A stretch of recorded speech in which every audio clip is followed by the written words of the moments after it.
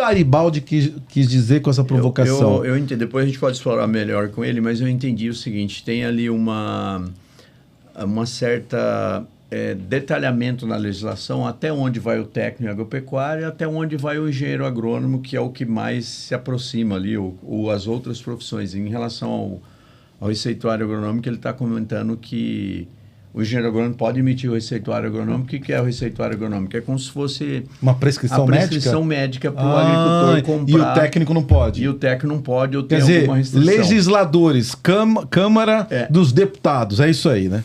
Não, mas eu não iria polemizar, Calixto. Mas não é polemizar, mas é uma lei, né? Mas a gente tem que entender... Que tem espaço, mas tem por espaço. favor, complementa você, depois eu volto aí. Exatamente. Não é essa a questão. Eu diria assim, nós no Brasil, tá, a gente gosta de papel.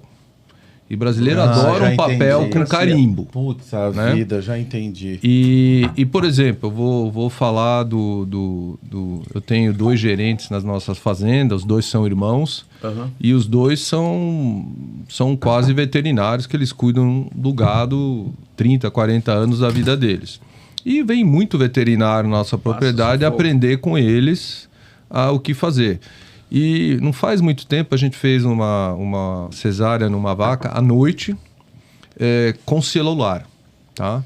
E eu vi o Itamar abrindo a vaca, a gente tirou o bezerro, a vaca sobreviveu, tá? Ela não morreu, o bezerro também sobreviveu.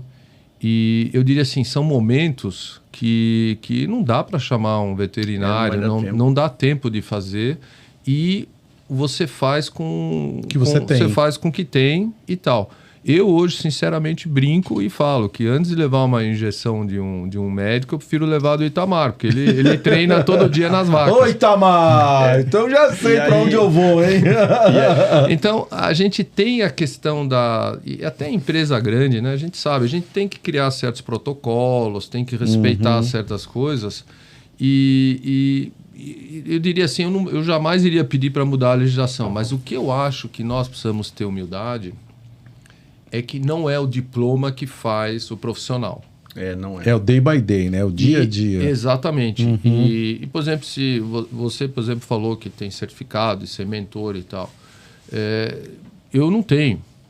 Mas você deve ser um excelente mentor. Então, e é óbvio que dependendo do que for, precisa ter uma regulamentação. A gente precisa entender. Precisa ter uma carta de motorista. Não dá para falar, não, quem sabe dirigir sai andando.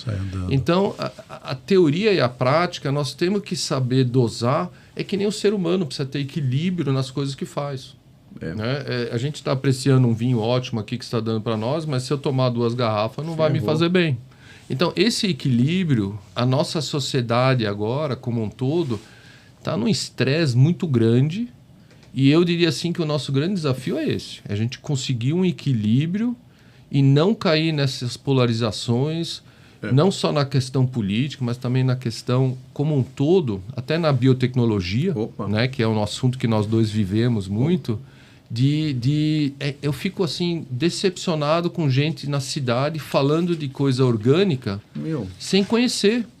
Então essa polarização do sim, não, certo, errado, preto, branco é uma maneira tão simplória que está fazendo mal à nossa sociedade.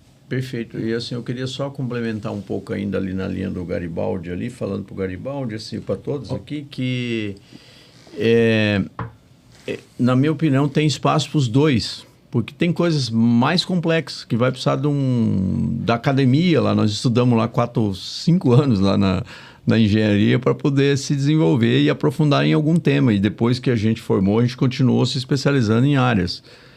Mas no caso do técnico agropecuário, tem espaço assim, enorme para ele trabalhar na produção, para ele trabalhar em várias etapas. Eu dei o exemplo aqui de pilotar, por exemplo, uma grande colhedora, um pulverizador, que são máquinas muito modernas. E entre N outras operações que tem dentro de uma propriedade, que tem muito espaço, porque a propriedade é como se fosse uma fábrica. Lá na fábrica vai ter espaço para o técnico trabalhar. Então, eu diria que isso não é o mais importante. Ali compete também à nossa legislação decidir até onde vai a atribuição do técnico e até onde vai a atribuição do engenheiro agrônomo, mas resumindo, tem espaço para os dois.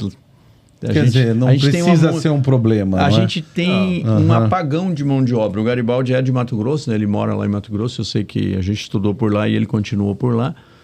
Lá e todas as grandes regiões agrícolas do Brasil hoje tem um gap de mão de obra. Então, eu queria até aproveitar